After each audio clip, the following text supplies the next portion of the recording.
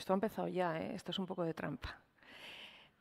Vi una gran estrella de lo más espléndida y hermosa, y con ella una inmensa multitud de estrellas que caían todas ellas hacia el sur.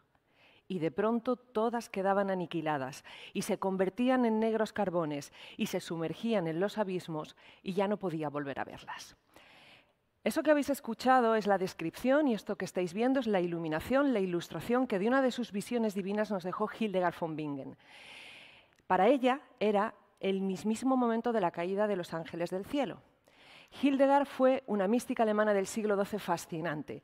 Y fue fascinante no solamente por su faceta mística, sino porque estamos hablando de una de las grandísimas figuras de la cultura y del saber de todos los tiempos, quizá no demasiado conocida. Si intentásemos hacer un retrato robot rápido de quién era Hildegard von Bingen, podríamos acudir, por ejemplo, a la Wikipedia para que veáis la cantidad de calificativos que le aportan. Nos dice que fue santa, como tal fue reconocida, compositora, nos dejó 76 composiciones musicales que bebían de la tradición benedictina, gregoriana propia del momento, pero que, dicen los musicólogos, ella siempre les imprimía un toque innovador y diferente. Fue escritora, eso es el código gigante, lo cual ya nos da una idea, multitud de escritos, cartas, escritos literarios, escritos científicos, porque también fue científica. Por ejemplo, desarrolló su propia cosmología, un modelo del universo diferente al que imperaba en ese momento, que bebía de Platón y de los estoicos.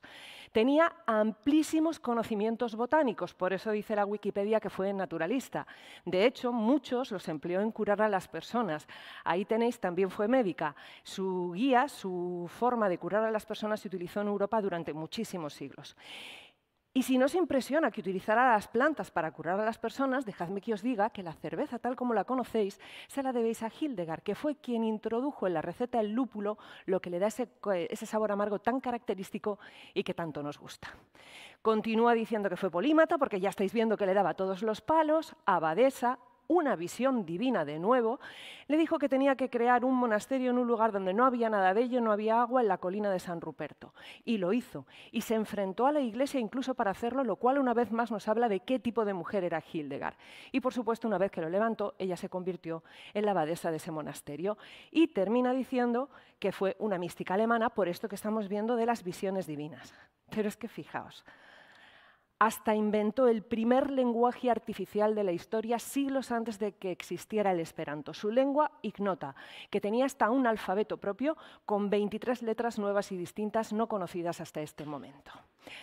Todo esto es mucho, y mucho más para una mujer en plena Edad Media. Por eso cada vez más se está recuperando su figura como la de una de las grandes mujeres, una de las primeras mujeres científicas de la historia. Pero yo hoy no he venido aquí a hablaros de Hildegard como una gran científica, como se podría esperar, sino que yo hoy he venido aquí para quedarme con su faceta mística. Hildegard desde muy niña tuvo una salud muy delicada y desde muy niña tuvo esas visiones que, como ella misma nos dejó escrito, no veía con los ojos de la carne ni los oídos carnales, sino con los del espíritu. Gran parte de estas visiones nos las dejó en Esquivias, Conoce los caminos del Señor, donde narra 26 visiones divinas que tuvo durante una recaída de su enfermedad cuando tenía 42 años. Para ella eran visiones divinas, pero la Iglesia, que es quien da aquí el sello de calidad, las admitió como tales. De hecho, Hildegard es doctora de la Iglesia y es una de las pocas mujeres que lo es. Pues bien, siglos después, 8 en concreto, la ciencia también apunta a que las visiones de Hildegard se debían a su aura, pero no a su aura de santidad, sino a su aura de migraña. Eso que se conoce como aura de migraña es un conjunto de síntomas específicos, una serie de alucinaciones sensoriales, sobre todo visuales, pero pueden afectar al olfato, al gusto, al tacto, que experimentan algunos migrañosos antes de que llegue la crisis del dolor. Es como una especie de anunciación, pero no religiosa, sino dolorosa. La migraña con aura se llama migraña clásica y significa un 20% de los casos. Imagino que queréis ver esas alucinaciones visuales, ¿no? ¿Queréis? Pues las vamos a ver. Y vamos a ver cómo se corresponden mucho con lo que Hildegard nos dejó escrito como sus visiones divinas. Esto no lo digo yo, que no soy nadie. El primero que encontró esa relación fue el historiador y científico Charles Singer a principios del siglo XX y luego Oliver Sacks lo recuperó en los años 70 popularizándolo. Un par de aclaraciones previas antes de que empecemos a verlo. En primer lugar, estamos hablando de sensaciones muy subjetivas, por lo tanto, cuesta mucho ponerles palabras e imágenes. Dejaos llevar por las sensaciones que las vais a sentir. Son además muy subjetivas porque varían mucho de persona en persona e incluso dentro de una misma persona de crisis a crisis.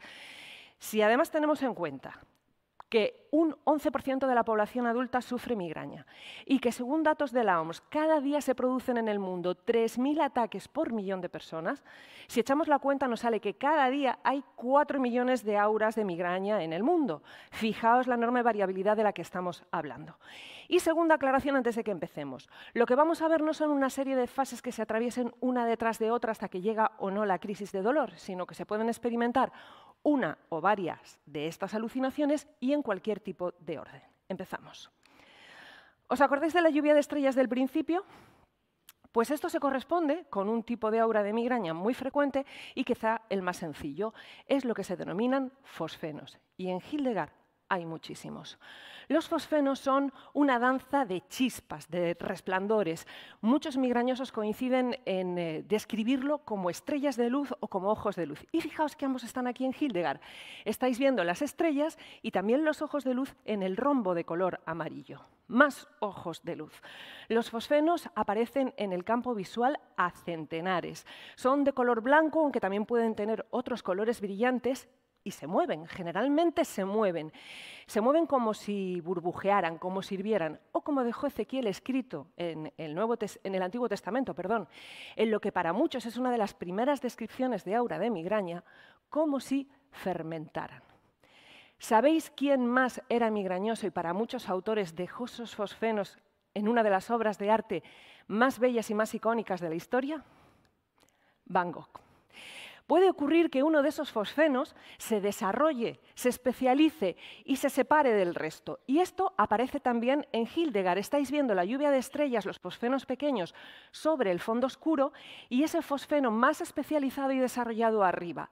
Son los círculos concéntricos que ella utilizaba en las iluminaciones y que se repiten muy frecuentemente. ¿Qué creía Hildegard que estaba viendo o qué nos quería representar con esos círculos concéntricos? Nos quería representar al Todopoderoso. Fijaos aquí de nuevo cómo está el fosfeno más desarrollado o el todopoderoso y la lluvia de estrellas sobre el fondo azul.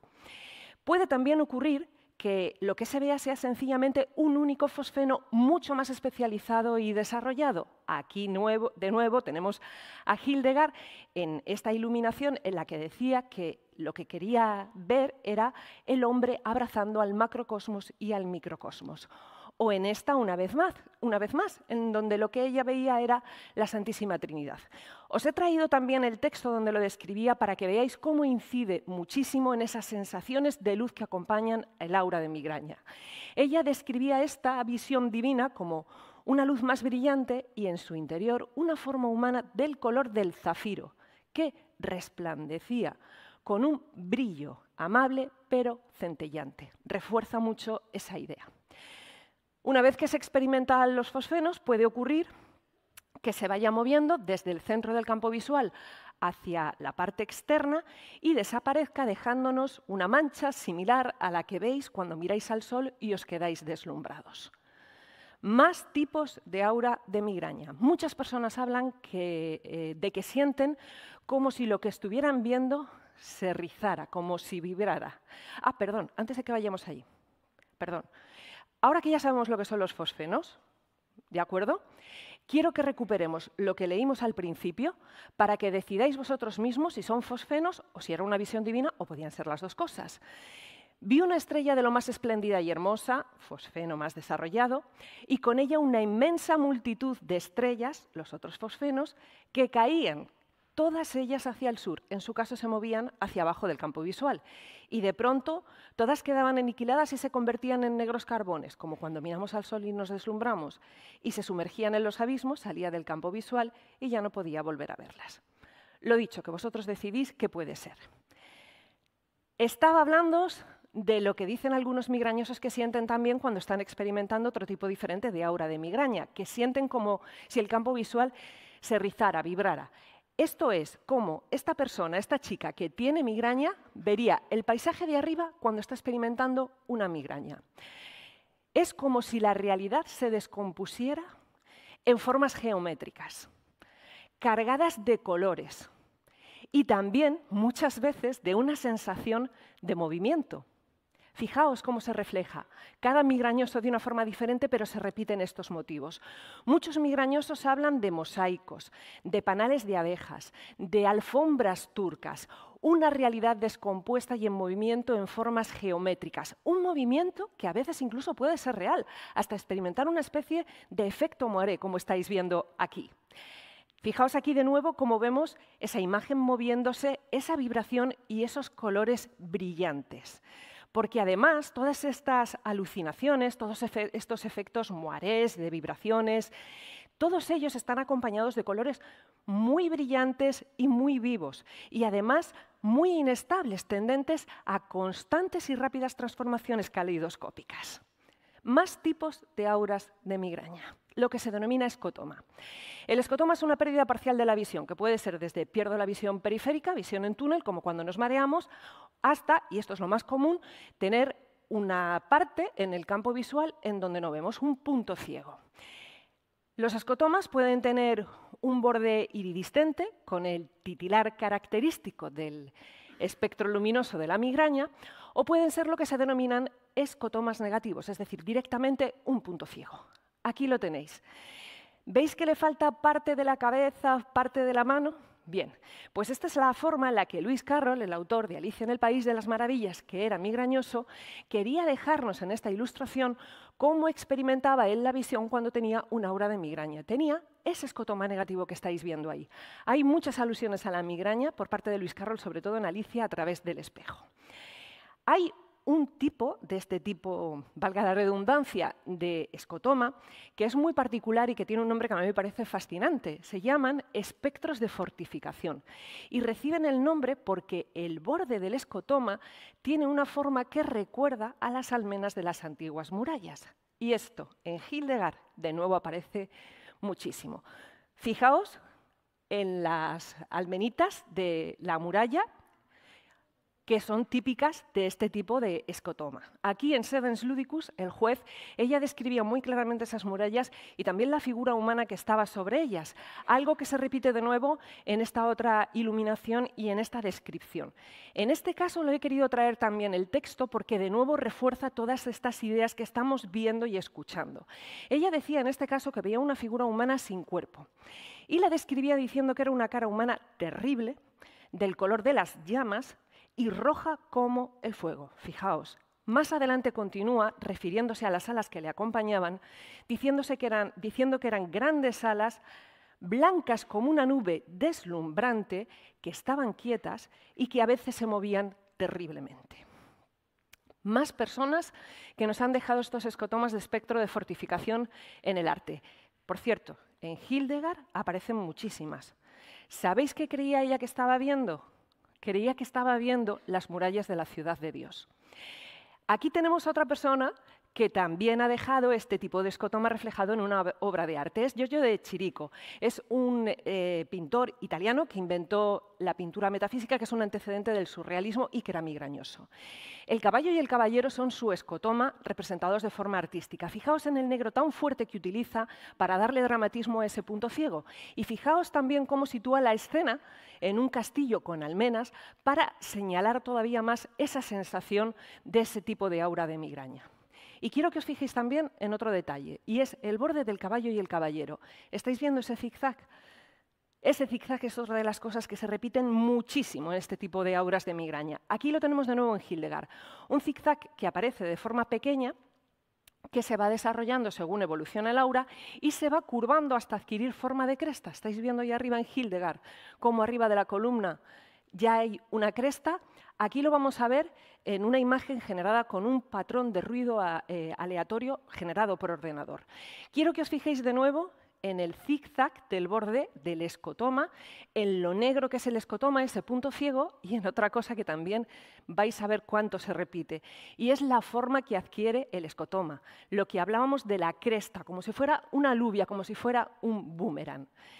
Esto es, quizá, la primera ilustración científica de aura de migraña, poco conocida. Nos la dejó un astrónomo real británico en el siglo XIX. Además, fue muy exhaustivo explicando lo que era. Él decía que desde que empezaba lo que estáis viendo en A, este tipo de escotoma como un puntito, se iba desarrollando y moviéndose a lo largo del campo visual, desarrollándose, él decía, como si fueran unos arcos normandos, hasta desaparecer.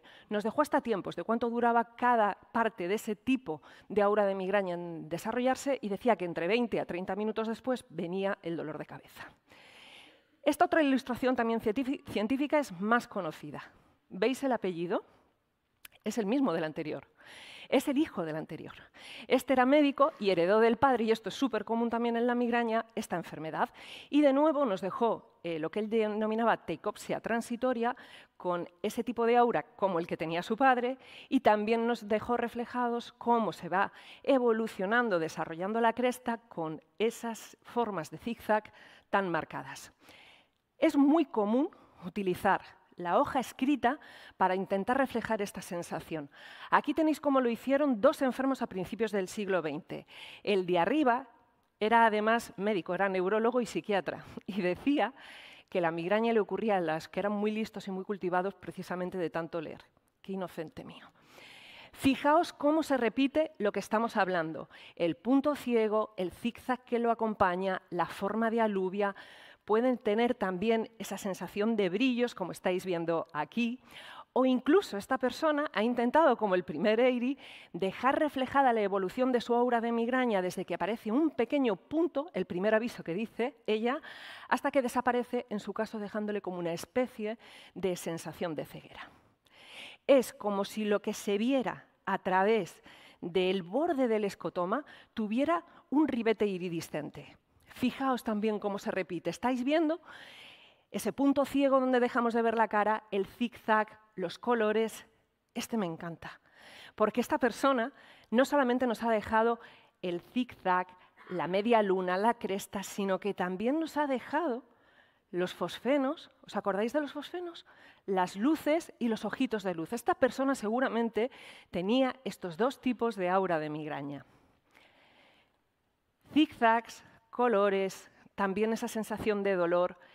Cada enfermo lo refleja de una forma diferente, pero fijaos cómo os podéis hacer una idea de lo que estamos hablando viendo estas imágenes que también lo expresan.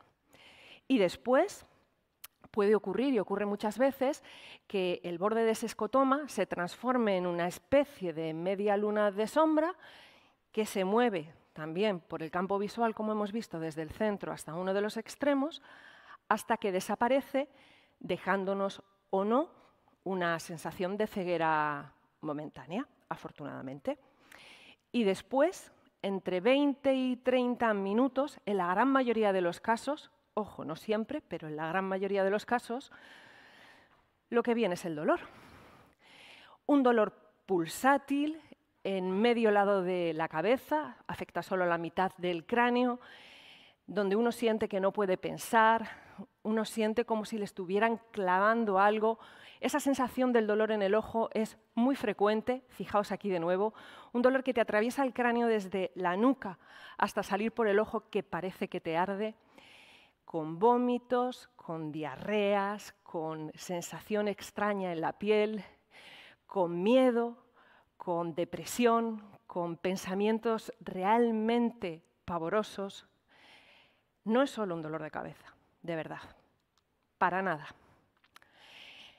Mirad, yo no sé lo que pensaréis después de haber visto todo esto, pero a mí, como migrañosa, me parece realmente increíble que haya gente que haya conseguido transformar una experiencia tan de mierda como la migraña en un foco de creación artística, o como en el caso de Hildegard, en un foco de experiencia mística. Me parece increíble. A mí solo me ha salido esta charla. Gracias.